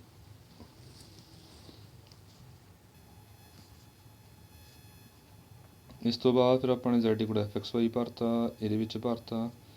ਜੋ ਵੈਲਿਊ ਭਰਾਂਗੇ ਉਹਦੇ ਚੈੱਕ ਕਰ ਸਕਦੇ, ਉਹਦੇ C1 ਦੀ ਥਾਂ C1 ਲੈ ਲਿਆ ਉਰੇ ਆਪਾਂ ਨੇ। ਇਹ C1 ਕਿਉਂ ਲਿਆ, ਬਿਕੋਜ਼ ਜਦੋਂ ਆਪਾਂ Z ਦੀ ਵੈਲਿਊ ਭਰਤੀ 2 ਡਾਇਮੈਂਸ਼ਨ 'ਚ ਬਣ ਗਿਆ, ਇਹ ਪ੍ਰੋਜੈਕਸ਼ਨ ਆ ਗਈ, ਅਤੇ ਪ੍ਰੋਜੈਕਸ਼ਨ ਦੀ C ਕਿਹ 'ਚ ਕਨਵਰਟ ਕਰਤੀ ਆਪਾਂ, C1 'ਚ ਕਨਵਰਟ ਕੀਤੀ ਹੈ ਬਾਊਂਡਰੀ। ਤਾਂ ਉਰੇ ਕਲੋਜ਼ਡ ਕਰਵ C1 ਆ ਗਈ। ਹੁਣ ਇਹ 2 ਡਾਇਮੈਂਸ਼ਨ ਆ, ਬਿਕੋਜ਼ ਇਹ XY ਪਲੇਨ ਦੇ ਵਿੱਚ ਹੈ। ਜੇ 2 ਡਾਇਮੈਂਸ਼ਨ ਹੈਗੀ ਇਹ, ਤਾਂ ਫਿਰ ਆਪਣੇ ਕੋਲ ਇਹਨੂੰ ਇੱਦਾਂ ਲਿਖ ਲਿਆ dx + 0 dy ਪਾ ਲਿਆ। ਇੱਦਾਂ ਕਿਉਂ ਕੀਤਾ, ਕਿਉਂਕਿ 2 ਡਾਇਮੈਂਸ਼ਨਲ ਵਾਸਤੇ ਕਲੋਜ਼ਡ ਆਪਾਂ ਲਾਈਨ ਇੰਟੈਗਰਲ ਨੂੰ ਸਰਫੇਸ ਜਾਂ ਡਬਲ ਇੰਟੈਗਰਲ 'ਚ ਕਨਵਰਟ ਕਰ ਸਕਦੇ ਹਾਂ ਬਾਈ ਯੂਜ਼ਿੰਗ ਗ੍ਰੀਨਸ ਥਿਊਰਮ। 2 ਡਾਇਮੈਂਸ਼ਨ ਹੁੰਦੀ ਹੈ, ਸਿਰਫ ਕਲਰ 2 ਡਾਇਮੈਂਸ਼ਨ ਵਾਸਤੇ ਹੁੰਦਾ। ਇਸ ਕਰਕੇ ਇਹਦੇ ਗ੍ਰੀਨਸ ਥਿਊਰਮ ਲਾ ਕੇ ਇਹ ਸਾਰਾ m ਹੋ ਗਿਆ, ਇਹਨੂੰ ਇਕੱਲਾ F1 ਵੀ ਲੈ ਸਕਦੇ ਹਾਂ, F1 ਇਹ ਸਾਰਾ n ਹੋ ਗਿਆ। ਇਹਦਾ ਫਾਰਮੂਲਾ ਹੁੰਦਾ ਪਹਿਲਾਂ ਕਰਲੀ n ਬਾਏ ਇਹਦਾ y ਨਾ ਕਰਨਾ x ਨਾ, ਸੌਰੀ ਇਹ ਥੋੜ੍ਹਾ ਜਿਹਾ ਫਾਰਮੂਲਾ ਗਲਤ ਲਿਖਿਆ ਗਿਆ, ਇਹ ਤੁਸੀਂ ਠੀਕ ਕਰ ਲਿਓ। ਇੱਥੇ ਪਹਿਲਾਂ x ਹੁੰਦਾ ਬਾਅਦ ਵਿੱਚ y ਹੁੰਦਾ, ਇਹ ਗਲਤ ਲਿਖਿਆ ਗਿਆ, ਇਹ ਠੀਕ ਕਰ ਲਿਓ। ਪਹਿਲਾਂ ਆਪਾਂ ਨੇ n ਦਾ x ਨਾਲ ਕੀਤਾ, ਫਿਰ m ਦਾ ਇਕੱਲਾ F1 ਲੈ ਲਿਆ ਆਪਾਂ, ਇਹ y ਨਾਲ ਕੀਤਾ, ਇਹ ਚੀਜ਼ ਆ ਗਈ। ਇਹ 0 ਹੋ ਜਾਏਗਾ, ਇਕੱਲੀ ਆਹ ਟਰਮ ਬਚੇਗੀ ਮਾਈਨਸ ਕਰਲੀ F1 ਅਪੋਨ ਕਰਲੀ y dx dy। ਹੁਣ ਇਹ ਕਿਵੇਂ ਸੋਲਵ ਕਰਨਾ, ਇਹ ਸਟੈਪ ਹੈਗਾ ਮੇਨ। ਇਹ ਆਪਾਂ ਨੇ ਜਿਵੇਂ ਕੰਪੋਜ਼ਿਟ ਫੰਕਸ਼ਨ ਕਿਤੇ ਸ਼ਾਇਦ ਧਿਆਨ ਦੇ ਵਿੱਚ ਹੋਵੇ ਉੱਦਾਂ ਸੋਲਵ ਕਰ ਰਹੇ ਹਾਂ ਆਪਾਂ ਇਹਨੂੰ। ਚਲੋ ਇਹ ਹੈ ਕੀ ਆ, ਆਪਾਂ F1 ਕੀ ਆ, F1 ਹੈਗਾ function of x y f x y, ਆ ਸੀ z ਦੀ ਵੈਲਿਊ ਭਰਤੀ ਸੀਗੀ, ਚਲੋ ਇਹਨੂੰ ਆਪਾਂ z ਲਿਖ ਲਿਆ ਦੁਬਾਰਾ। ਹੁਣ ਇਹ 'ਚ ਕੰਪੋਜ਼ਿਟ ਫੰਕਸ਼ਨ ਫਾਰਮੂਲਾ ਲਾ ਰਹੇ ਹਾਂ, ਸ਼ਾਇਦ ਧਿਆਨ ਦੇ ਵਿੱਚ ਹੋਵੇ, ਪਹਿਲਾਂ ਡੈਰੀਵੇਟਿਵ x ਨਾਲ ਕਰਨਾ ਹੁੰਦਾ, ਫਿਰ y ਨਾਲ ਕਰਨਾ ਹੁੰਦਾ, ਫਿਰ z ਨਾਲ ਕਰਨਾ ਹੁੰਦਾ, ਅਤੇ ਆਹ ਟਰਮ ਇੱਦਾਂ ਪਾਉਣੀ ਹੁੰਦੀ ਹੈ ਕੱਟ ਕੇ ਆਪਣੇ ਕੋਲ ਆਹ ਚੀਜ਼ ਬਣ ਜੇ। ਯਾਦ ਰੱਖਣ ਵਾਸਤੇ ਆਪਾਂ ਇੱਦਾਂ ਯਾਦ ਕੀਤਾ ਸੀ ਪਿਛਲੇ ਸਮੈਸਟਰ ਦੇ ਵਿੱਚ, ਹੁਣ ਕੱਟ ਨਹੀਂ ਸਕਦੇ, ਇਹ ਚੀਜ਼ ਬਣ ਰਹੀ ਆ ਸਾਰੀ। ਇਸ ਤੋਂ ਬਾਅਦ ਕਰਲੀ x ਬਾਏ ਕਰਲੀ y 0 ਹੋ ਜਾਊਗਾ, ਬਿਕੋਜ਼ y ਵਾਸਤੇ x ਕੌਂਸਟੈਂਟ ਹੁੰਦਾ, ਇਹ 1 ਹੋ ਜਾਏਗਾ, ਅਤੇ ਕਰਲੀ z ਬਾਏ ਕਰਲੀ y ਨਿਕਲੇਗਾ ਕਿਉਂਕਿ z function of x y ਆ। ਤਾਂ ਕਰਲੀ z ਬਾਏ ਕਰਲੀ y ਕੀ ਹੋਊਗਾ, ਡੈਰੀਵੇਟਿਵ f ਦਾ ਕਰਾਂਗੇ ਤਾਂ z ਅਤੇ f ਤਾਂ ਇੱਕੋ ਚੀਜ਼ ਆ, ਤਾਂ ਉਰੇ ਆਪਾਂ ਨੇ ਕਰਲੀ f ਬਾਏ ਕਰਲੀ y ਲਿਖ ਲਿਆ, z ਦੀ ਥਾਂ 'ਤੇ ਆਪਾਂ ਨੇ ਇਕੱਲਾ f ਭਰਤਾ। ਹੁਣ ਇਹ ਵੈਲਿਊ ਜਿਹੜੀ ਕੱਢੀ ਹੈਗੀ ਆ ਆਪਾਂ ਇਹ 'ਚ ਭਰਤੀ, ਆਹ ਨਿਕਲ ਗਈ ਵੈਲਿਊ, ਇਹ ਚੱਕ ਕੇ ਆਪਾਂ ਇਹਦੇ ਵਿੱਚ ਭਰ ਦਿੱਤੀ। ਹੁਣ ਇਸ ਤੋਂ ਬਾਅਦ ਜਿਵੇਂ ਆਪਾਂ n ਕੈਪ ਦੀ ਗੱਲ ਕਰਦੇ ਹੁੰਦੇ ਹਾਂ ਕਿ n ਕੈਪ ਕਿਵੇਂ ਹੁੰਦਾ, ਨਿਕਲਦਾ ਹੁੰਦਾ। n ਕੈਪ ਜੇ ਸਰਫੇਸ ਇਕੁਏਸ਼ਨ ਪਤਾ ਹੋਵੇ ਉੱਥੋਂ n ਕੈਪ ਕੱਢਦੇ ਹਾਂ ਆਪਾਂ, ਜਿਵੇਂ ਫਾਈ ਮੰਨ ਕੇ, ਜਿਵੇਂ ਪਿੱਛੇ ਆਪਾਂ ਕੁਐਸਚਨ ਕੀਤਾ ਹੈਗਾ, ਤਾਂ ਉੱਦਾਂ ਕਰ ਰਹੇ ਹਾਂ। ਇਕੁਏਸ਼ਨ ਸਰਫੇਸ ਹੀ ਪਤਾ ਹੈ ਕਿ ਆਪਾਂ ਨੂੰ ਇਹਨੂੰ ਇੱਕ ਪਾਸੇ ਲੈ ਕੇ ਇਹਦਾ ਗ੍ਰੇਡੀਐਂਟ ਕੱਢ ਰਹੇ ਹਾਂ, ਅਤੇ ਇਹ ਲੈਟ ਕੀਤਾ ਆਪਾਂ ਨੇ, ਇਹ ਵੀ ਥੋੜ੍ਹਾ ਗਲਤੀ ਹੋ ਗਈ, ਚੈੱਕ ਕਰ ਲਿਓ। ਇਹ ਲੈਟ ਕੀਤਾ ਗ੍ਰੇਡੀਐਂਟ ਦਾ ਮੈਗਨੀਟਿਊਡ, ਇਹ A ਮੰਨਿਆ ਆਪਾਂ ਨੇ, ਇਹ ਤਾਂ ਮੰਨਿਆ ਬਿਕੋਜ਼ ਚਲੋ ਗ੍ਰੇਡੀਐਂਟ ਕੱਢਾਂਗੇ, ਪਹਿਲਾਂ ਗ੍ਰੇਡੀਐਂਟ ਫਾਈ ਕੱਢਿਆ ਆਪਣੇ ਕੋਲ, ਇਹਦਾ ਡਾਇਰੈਕਟ ਇਹ 0 ਹੋ ਗਿਆ, ਇਹਦਾ ਡਾਇਰੈਕਟ x ਨਾਲ ਕੀਤਾ ਆਪਾਂ ਨੇ। ਹੁਣ ਸ਼ਾਇਦ ਧਿਆਨ ਦੇ ਵਿੱਚ ਪਾਸਟਲ ਵਿੱਚ ਕੀਤਾ ਸੀ ਆਪਾਂ ਨੇ, ਇਹ ਹੁਣ y ਇੰਡੀਪੈਂਡੈਂਟ ਵੇਰੀਏਬਲ ਹੋਊਗਾ, z ਇੰਡੀਪੈਂਡੈਂਟ ਵੇਰੀਏਬਲ ਹੈਗਾ ਆਪਣੇ ਕੋਲ, ਤਾਂ ਇਹ ਡੈਰੀਵੇਟਿਵ ਜੋ x ਨਾਲ ਕਰਾਂਗੇ ਆਪਾਂ ਤਾਂ ਇਹ 0 ਹੋਊਗਾ। ਉਰੇ z x ਅਤੇ y ਦੋਨਾਂ ਉੱਪਰ ਡਿਪੈਂਡ ਕਰਦਾ ਹੈਗਾ, ਇਸ ਕਰਕੇ ਫਿਰ ਕਰਲੀ z ਬਾਏ ਕਰਲੀ y 0 ਨਹੀਂ ਹੋਊਗਾ। ਜੇ y ਚੇਂਜ ਕਰਾਂਗੇ ਤਾਂ z ਕੌਂਸਟੈਂਟ ਨਹੀਂ ਰਹੂਗਾ ਇਸ ਕੇਸ 'ਚ, ਇਹ ਪਹਿਲਾਂ ਕੀਤਾ ਹੋਇਆ ਹੈਗਾ ਪਿਛਲੇ ਸਮੈਸਟਰ ਦੇ ਵਿੱਚ, ਯਾਦ ਹੋਵੇ। ਉਰੇ ਆਪਣੇ ਕੋਲ ਤਿੰਨ ਇੰਡੀਪੈਂਡੈਂਟ ਵੇਰੀਏਬਲ ਨੇ, ਬਿਕੋਜ਼ ਇਹ ਨਹੀਂ ਲੈਣਾ ਫਾਈ, ਇਹ ਫਾਈ ਤਿੰਨੇ ਇੰਡੀਪੈਂਡੈਂਟ ਵੇਰੀਏਬਲ ਨੇ, ਤਾਂ ਆਪਾਂ ਇੱਦਾਂ ਕਰ ਸਕਦੇ ਹਾਂ ਕਿ y ਵਾਸਤੇ z ਕੌਂਸਟੈਂਟ ਮੰਨ ਸਕਦੇ, x ਵਾਸਤੇ ਵੀ z ਕੌਂਸਟੈਂਟ ਮੰਨ ਸਕਦੇ, ਇਹ ਨਹੀਂ ਜੇ ਆਪਾਂ ਨਾ ਲਈਏ। ਫਿਰ ਇਹਦੇ ਵਿੱਚ ਆਪਣੇ ਕੋਲ x ਨਾਲ ਕੀਤਾ ਡੈਰੀਵੇਟਿਵ ਪਹਿਲਾਂ, ਫਿਰ y ਨਾਲ ਕੀਤਾ, z ਨਾਲ 1 ਹੋ ਜਾਏਗਾ। ਐਕਚੁਅਲੀ ਇਹਦਾ ਹੁਣ ਨੀਚੇ ਮੈਗਨੀਟਿਊਡ ਪਾਉਣਾ ਸੀ, ਬੜਾ ਔਖਾ ਹੋ ਜਾਣਾ ਸੀ, ਇਸ ਕਰਕੇ ਮੈਗਨੀਟਿਊਡ A ਮੰਨ ਲਿਆ, ਇੱਥੇ ਮੈਗਨੀਟਿਊਡ ਆਊਗਾ ਜੀ, ਇਹ ਠੀਕ ਕਰ ਲਿਓ। ਜੇ ਮੈਗਨੀਟਿਊਡ ਆਪਾਂ A ਮੰਨ ਲਿਆ ਹੈਗਾ, ਇਹ ਵੈਸੇ ਲੋਡ ਇਹ ਕੈਂਸਲ ਹੋ ਜਾਏਗਾ, ਤਾਂ ਆਪਾਂ A ਮੰਨ ਲਿਆ, ਅਤੇ ਇਹ ਫਿਰ ਸੌਖਾ ਜਿਹਾ ਹੋ ਜਾਏਗਾ। ਚਲੋ ਇਹ ਆਪਾਂ n ਕੈਪ ਫੜ ਲਿਆ। ਹੁਣ ਦੇਖੋ ਪਿੱਛੇ ਆਪਾਂ n ਕੈਪ ਮੰਨਿਆ ਵੀ ਹੋਇਆ ਸੀਗਾ ਇੱਦਾਂ ਦਾ, ਦੋਨੇ n ਕੈਪ ਨੇ, ਦੋਨੇ ਆਪਾਂ ਆਪਸ 'ਚ ਇਕੁਏਟ ਕਰ ਲਏ, ਇਕੁਏਟ ਕਰਕੇ ਆਈ ਕੈਪ ਵਾਲਾ ਪਾਰਟ ਆਈ ਕੈਪ ਦੇ ਇਕੁਅਲ ਸ਼ੋ ਕਰਤਾ, ਲਿਖਤਾ ਜੇ ਵਾਲਾ ਜੇ ਦੇ, ਕੇ ਕੈਪ ਵਾਲਾ ਕੇ ਦੇ ਇਕੁਅਲ ਕਰਤਾ, ਆਹ ਚੀਜ਼ ਬਣ ਗਈ ਆਪਣੇ ਕੋਲ। ਹੁਣ ds ਵੀ ਕੱਢਣਾ ਆਪਾਂ ਨੇ, ds ਦਾ ਫਾਰਮੂਲਾ ਹੁਣ ਦੇਖੋ ਇਹਦੇ 'ਚ ਤਾਂ ਹੀ ਥੋੜ੍ਹਾ ਜਿਹਾ ਦਿਖਾਇਆ ਹੋਇਆ ਇਹਦੇ ਵਿੱਚ ਕਿ ਆਪਾਂ ਪ੍ਰੋਜੈਕਸ਼ਨ ਜਿਹੜੀ ਹੈਗੀ XY ਪਲੇਨ 'ਚ ਲੈਣੀ ਆ, ਤਾਂ ਆਪਾਂ ਨੇ ਡਾਟ ਕੇ ਕੈਪ ਲੈਣਾ ਨੀਚੇ, ਤਾਂ ਹੀ ਇੱਥੇ ਡਾਇਗਰਾਮ ਦੇ ਵਿੱਚ ਸਿਰਫ ਇਹ ਲੋਡ ਸੀਗੀ, ਤਾਂ ਕਰਕੇ ਆਪਾਂ ਇਹ ਵਾਲਾ ਕੇ ਕੈਪ ਨਾਲ ਐਂਗਲ ਦਿਖਾਇਆ ਇਹਦਾ ਕਿ ਗਾਮਾ ਆਊਗਾ। ਇਹ ਲੋਡ ਵੀ ਹੋਰ ਜ਼ਿਆਦਾ ਲੋਡ ਕਿਉਂ ਹੈਗੀ ਉਹ ਲੱਗ ਵੀ ਜਾਊਗਾ ਪਤਾ। ਇਹ ਐਨ ਡਾਟ ਕੇ cos ਗਾਮਾ ਆਊਗਾ, ਪਰ cos ਗਾਮਾ ਦਾ ਮੋਡ ਆਏਗਾ, ਮੋਡ ਉੱਪਰ। ਹੁਣ ਇਹੀ ਗੱਲ ਤਾਂ ਡਾਇਗਰਾਮ ਸਮਝਾਈ ਗਈ ਹੈਗੀ, ਇੱਥੋਂ ਕਲੀਅਰ ਹੋ ਰਿਹਾ ਕਿ ਜਿਹੜਾ ਗਾਮਾ ਐਂਗਲ ਆ ਉਹ ਐਕਿਊਟ ਆ। ਐਕਿਊਟ ਮਤਲਬ 90 0 ਅਤੇ 90 ਦੇ ਵਿੱਚ। 0 ਅਤੇ 90 ਵਿੱਚ ਜਿਹੜਾ ਐਂਗਲ ਹੁੰਦਾ ਹੈਗਾ ਫਸਟ ਕੁਆਡਰੈਂਟ 'ਚ ਹੁੰਦਾ, ਅਤੇ ਫਸਟ ਵਿੱਚ cos ਪੋਜ਼ੀਟਿਵ ਹੁੰਦਾ, ਪੋਜ਼ੀਟਿਵ ਮੋਡ ਛੱਡ ਸਕਦੇ ਹਾਂ, ਤਾਂ ਇੱਦਾਂ ਕੀਤਾ। ਉਸ ਤੋਂ ਬਾਅਦ cos ਗਾਮਾ ਦੀ ਵੈਲਿਊ ਪਤਾ ਆਪਾਂ ਨੂੰ 1 ਪਾਉਣੀ ਆ, ਜੇ 1 ਪਾਉਣੀ ਭਰਤਾ A ਉੱਪਰ ਲੈ ਕੇ ਤਾਂ A dx dy ਆ ਗਿਆ। ਆਹ ਚੀਜ਼ ਬਣ ਗਈ ਆਪਣੇ ਕੋਲ। ਹੁਣ ਇਸ ਤੋਂ ਬਾਅਦ ਆਪਾਂ ਨੇ ਇਹ ਟਰਮ ਤਾਂ ਆਪਾਂ ਇੱਥੇ ਛੱਡ ਲਵਾਂਗੇ। ਹੁਣ ਦੁਬਾਰਾ ਜਿਹੜਾ ਆਪਾਂ ਛੱਡਿਆ ਸੀਗਾ ਆਹ ਵਾਲਾ ਪਾਰਟ, ਇਹ 'ਚ ਵੈਲਿਊ ਭਰ ਰਹੇ ਹਾਂ cos ਬੀਟਾ cos ਗਾਮਾ ਦੀਆਂ ਵੈਲਿਊ ds ਦੀ ਵੈਲਿਊ। ਹੁਣ ਇਹਦੇ ਵਿੱਚ ਆਪਾਂ ਵੈਲਿਊ ਭਰੀ cos ਬੀਟਾ ਭਰਿਆ ਪਹਿਲਾਂ, ਇਹ cos ਬੀਟਾ ਭਰਿਆ, ਫਿਰ cos ਗਾਮਾ ਭਰਿਆ, ਫਿਰ ds ਭਰਿਆ। ਹੁਣ ਇਹ ਵੈਲਿਊ ਭਰਤੀਆਂ, ds ਦੀ ਵੈਲਿਊ ਭਰਤੀ, ਅੰਡਰਸਟੂਡ ਆ ਕਿ ਐਕਸ ਵਾਈ ਪਲੇਨ ਬਣ ਗਿਆ। ਐਕਸ ਵਾਈ ਪਲੇਨ ਦੇ ਵਿੱਚ ਐਸ ਦੀ ਪ੍ਰੋਜੈਕਸ਼ਨ ਆਪਾਂ ਨੇ ਆਰ ਮੰਨੀ ਹੋਈ ਹੈ, ਐਸ ਦੀ ਪ੍ਰੋਜੈਕਸ਼ਨ ਆਰ ਆ।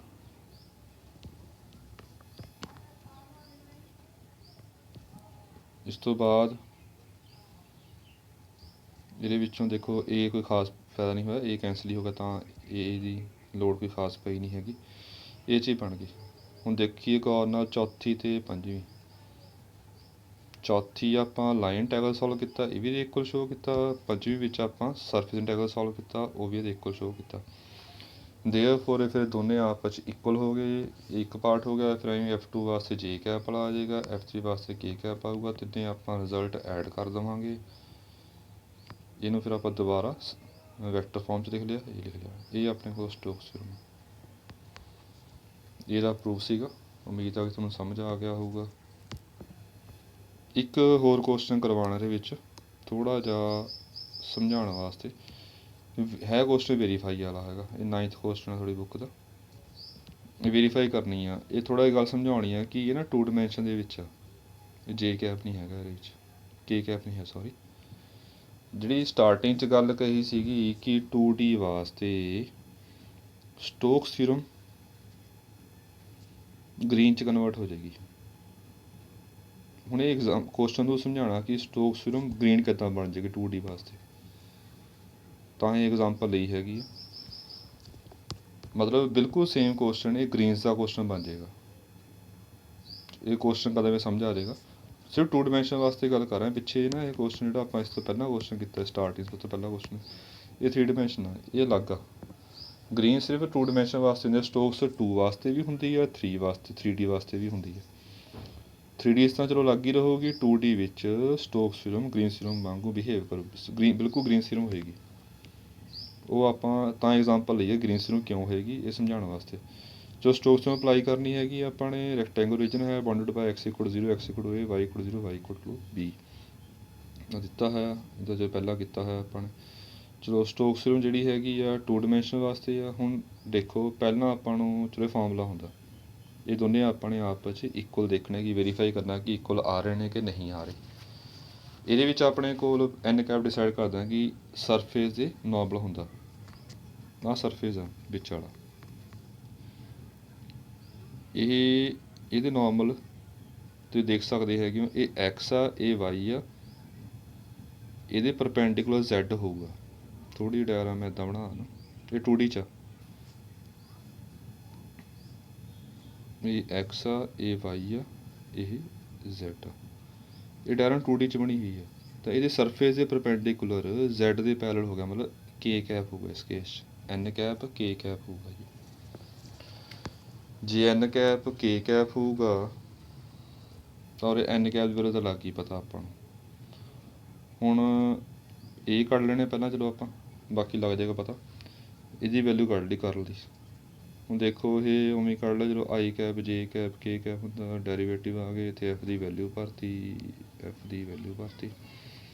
ਇਹਨੂੰ ਸੋਲਵ ਕੀਤਾ ਪਹਿਲਾਂ ਆਪਾਂ ਨੇ, i ਕੈਪ ਆ ਗਿਆ, ਆ 0 ਹੋ ਗਿਆ, 0 0 z ਹੈ ਨਹੀਂ। ਕੇ ਕੈਪ ਲਿਆ ਆਪਾਂ ਨੇ, ਇਹ ਵੀ 0 ਹੋ ਗਏ, ਸੌਰੀ ਜੇ ਕੈਪ ਲਿਆ ਆਪਾਂ ਨੇ, ਇਹ ਵੀ 0 ਹੋ ਗਿਆ। ਕੇ ਕੈਪ ਲਿਆ, ਇਹ ਆਂਸਰ ਨਿਕਲੇਗਾ, ਇਹ ਵੀ ਨਿਕਲੇਗਾ, ਇਹ 2y, ਇਹ ਵੀ -+2y ਹੋ ਜਾਏਗਾ। ਆਹ ਚੀਜ਼ ਆ ਜਾਏਗੀ।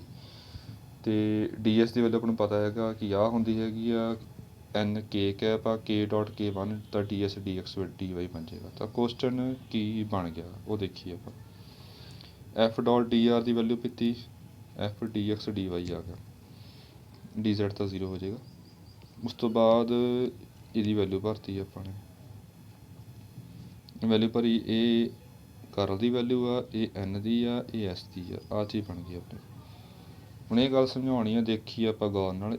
ਇਹ ਬਿਲਕੁਲ ਸੇਮ ਇਹ ਗ੍ਰੀਨ ਸੀਰਮ ਆ, ਗ੍ਰੀਨ ਸੀਰਮ ਕੁਐਸਚਨ ਬਣ ਗਿਆ। ਗ੍ਰੀਨ ਸੀਰਮ ਕਿਵੇਂ ਆ, ਰੀਜਨ ਦੀ ਕੋਈ ਪ੍ਰੋਬਲਮ ਨਹੀਂ, ਉਰੇ ਐਸ ਆ ਕੇ ਆਰ ਆ, ਬਿਕੋਜ਼ ਆਪਾਂ ਉਰੇ ਐਸ ਮੰਨਿਆ ਹੈਗਾ ਅਤੇ ਗ੍ਰੀਨਸ ਦੇ ਵਿੱਚ ਆਪਾਂ ਇਹਨੂੰ ਆਰ ਲੈਂਦੇ, ਇਹ ਕੋਈ ਫਰਕ ਨਹੀਂ ਪੈਂਦਾ ਇਸ ਕੇਸ 'ਚ। ਹੁਣ ਇਹ ਥੀਰਮ ਉੱਦਾਂ ਕਿਵੇਂ ਦੇਖੀਏ ਗੌਰ ਨਾਲ, ਇਹ ਐਮ ਲੈ ਲਈਏ, ਇਹਨੂੰ ਆਪਾਂ ਐਨ ਮੰਨ ਲਈਏ। ਪਹਿਲਾਂ ਇਹਦਾ ਡੈਰੀਵੇਟਿਵ ਐਨ ਦਾ ਆਪਾਂ ਐਕਸ ਨਾਲ ਕਰਨਾ ਹੁੰਦਾ, ਉਹ ਕੀ ਆਊਗਾ 2y। ਫਿਰ ਇਹਦਾ ਐਮ ਦਾ ਵਾਈ ਨਾਲ ਕਰਨਾ ਹੁੰਦਾ, ਉਹ ਆਊਗਾ -2y। ਫਿਰ ਸਬਟਰੈਕਟ ਕਰਨਾ ਹੁੰਦਾ, ਇਹ ਚੀਜ਼ ਬਣ ਜੂਗੀ 4y, ਇਹੀ ਇੱਥੇ ਹੁੰਦੀ ਹੈ। ਤਾਂ ਬਿਲਕੁਲ ਸੇਮ ਉਹੀ ਕੁਐਸਚਨ ਬਣ ਗਿਆ, ਗ੍ਰੀਨ ਸੀਰਮ ਬਣ ਗਏ। ਦੇਖੋ ਇਹ ਸਾਰੇ, ਜੇ ਗ੍ਰੀਨ ਸੀਰਮ ਬਣ ਗਈ ਤਾਂ ਕੁਐਸਚਨ ਗ੍ਰੀਨ ਸੀਰਮ ਦਾ ਕੁਐਸਚਨ ਬਣ ਗਿਆ ਸਾਰਾ। ਥੋੜ੍ਹਾ ਸ਼ਾਰਟਕਟ ਮਾਰਿਆ। ਹੁਣ ਵੈਰੀਫਾਈ ਕਰਨਾ ਆਪਾਂ, ਜਦੋਂ ਇਹ ਚੀਜ਼ ਬਣ ਗਈ, ਇਹ ਵੈਰੀਫਾਈ ਕਰਨਾ, ਇਹ ਵੈਰੀਫਾਈ ਕਰਨਾ, ਜਿਵੇਂ ਗ੍ਰੀਨਸ ਕਰਦੇ ਹੁੰਦੇ ਉਵੇਂ ਹੀ ਸਾਰਾ। ਇਹ ਕਰਵ ਕੀ ਹੈ, 4 ਕਰਵਾਂ ਬਣ ਰਹੀਆਂ ਨੇ, ਤੁਸੀਂ ਚੈੱਕ ਕਰ ਲਿਓ, ਲੈਕਚਰ ਤੋਂ ਲੰਬਾ ਹੋ ਰਿਹਾ ਹੈਗਾ। ਇਹ ਸੋਲਵ ਵੀ ਕੀਤਾ ਹੋਇਆ, ਇਕੱਲਾ ਇਕੁਏਸ਼ਨ ਬਣਾ ਲਈਆਂ ਸਾਰੀਆਂ, ਸਾਰੇ ਚਾਰੇ ਕਰਵ ਦੇ ਕੱਢ ਕੇ ਆਪਾਂ ਚਾਰੇ ਕਰਵਾਂ ਐਡ ਕਰ ਲਈਆਂ, ਇਹ ਆਪਣਾ ਆਨਸਰ ਆ ਗਿਆ। ਹੁਣ ਡਬਲ ਇੰਟੈਗਰਲ ਸੋਲਵ ਕੀਤਾ, ਲਿਮਟਾਂ ਦੇਖ ਲਈਆਂ ਆਪਾਂ ਨੇ, ਵੇਰੀਏਸ਼ਨ ਕਰ ਲਿਆ, ਉਹ ਕਰ ਲਿਆ, ਦੋਨੇ ਆਨਸਰ ਇਕੁਅਲ ਆ ਗਏ। ਇਹ ਦੋਨੇ ਆਪਣੇ ਆਨਸਰ ਆ ਗਏ। ਚਲੋ ਟੌਪਿਕ ਤਿੰਨੇ ਥਿਊਰਮਾਂ ਜਿਹੜੀਆਂ ਹੈਗੀਆਂ ਨੇ ਬਹੁਤ ਇੰਪੋਰਟੈਂਟ ਨੇ, ਗੌਸ ਡਾਇਵਰਜੈਂਸ, ਗ੍ਰੀਨਸ ਅਤੇ ਸਟੋਕਸ ਥਿਊਰਮ। ਇਹਨਾਂ ਤਿੰਨਾਂ ਦੇ ਵਿੱਚੋਂ ਇੱਕ ਥਿਊਰਮ ਪੇਪਰ 'ਚ ਪੱਕਾ ਹੈ ਕਿ ਜਿਹਨਾਂ ਪਰ ਬੇਸ ਨੁਮੈਰਿਕਲ ਪੇਪਰ 'ਚ ਪੱਕਾ ਆਊਗਾ। 2 ਨੁਮੈਰਿਕਲ ਵੀ ਆ ਸਕਦੇ, 2 ਥਿਊਰਮਾਂ ਵੀ ਆ ਸਕਦੀਆਂ ਹੈਗੀਆਂ ਨੇ। ਇਹ ਧਿਆਨ ਨਾਲ ਕਰ ਲਿਓ। ਜੇ ਕੋਈ ਪ੍ਰੋਬਲਮ ਹੈ ਤਾਂ ਪ੍ਰੋਬਲਮ ਪੁੱਛ ਲਿਆ ਕਰੋ, ਅਤੇ ਪ੍ਰੋਬਲਮ ਪੁੱਛ ਲਿਆ ਕਰੋ। Thank you.